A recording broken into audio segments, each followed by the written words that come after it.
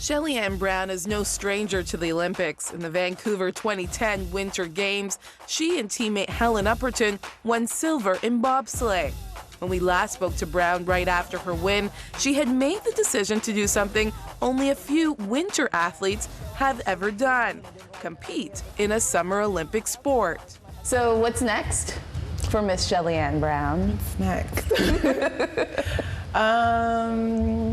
Well, I haven't told many people yet.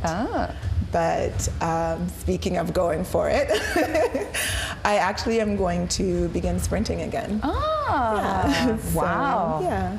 So, okay, what does that mean physically to go now from bobsledding to back to sprinting? It means I have to lose 15 pounds is what it means. I'm not very happy about that. Physically, there's not too much difference in the way that we train. The distances that I run will be longer. And will you be competing in an Olympics? I don't know. Okay. We'll see what happens. Fast forward to 2012 and the London Games, where the world's eyes will be focused for the next 2 weeks. We caught up with silver medalist Shelley-Ann Brown to find out how training was going as she prepares for the world stage once again.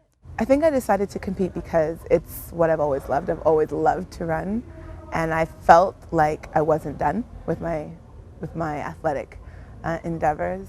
Having run track ever since she was a teenager, lacing up her spikes once again came naturally, but she was also aware of the hurdles that would be in her way. I knew it was going to be a challenge time-wise as well. Like, maybe I can get that fast, but can I get that fast, like, in 18 months? I don't know. There was also the challenge of transitioning from bobsleigh to track. Well, besides the weather, being about 40 degrees different, track and field is very individual.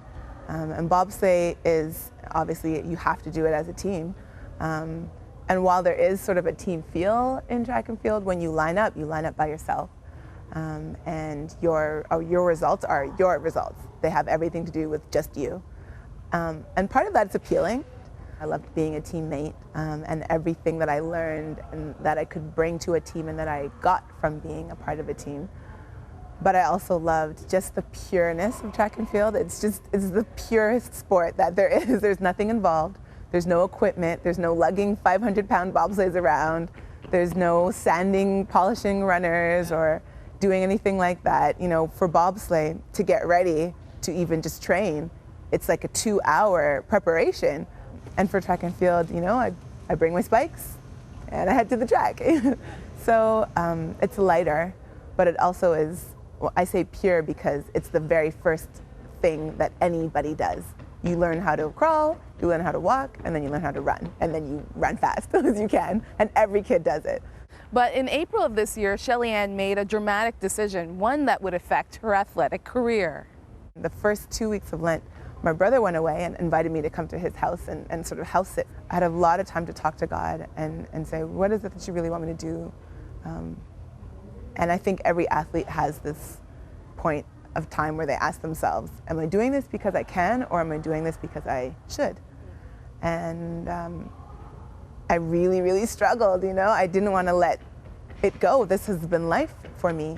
But on the other hand, I really couldn't push myself to be the athlete that I knew I needed to be, And so I just remember waking up one morning after about a week and a half of really praying and just feeling, I opened my eyes and the very first thought I had was, nope, you're done.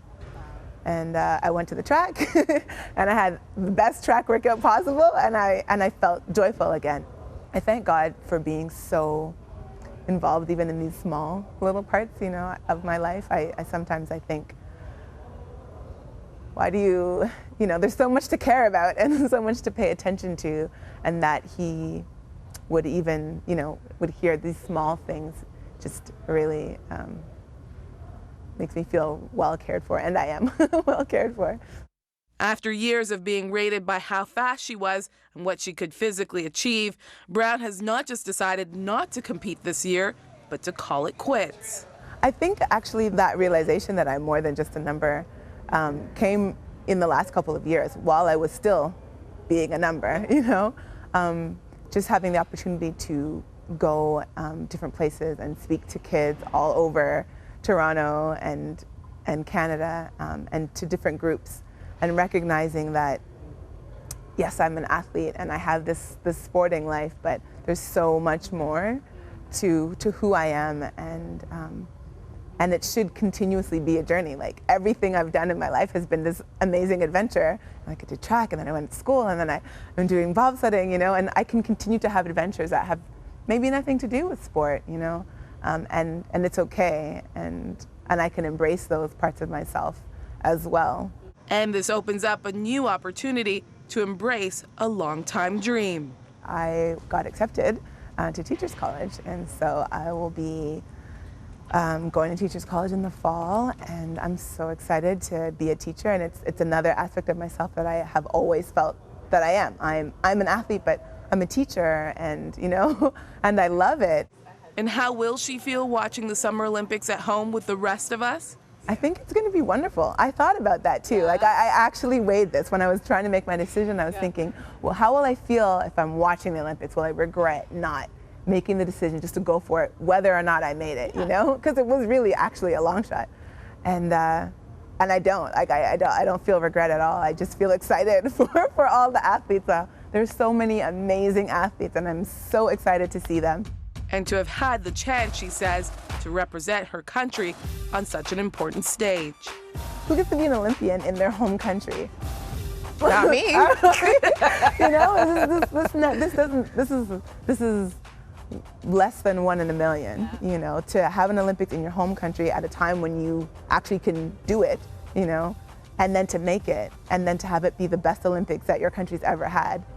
You know, I just, like, blessing on blessing on blessing on blessing. You know, I don't think I'll ever regret that I had that experience and that it stopped there. In Toronto, Ontario, Magdalene John, 100 Huntley Street.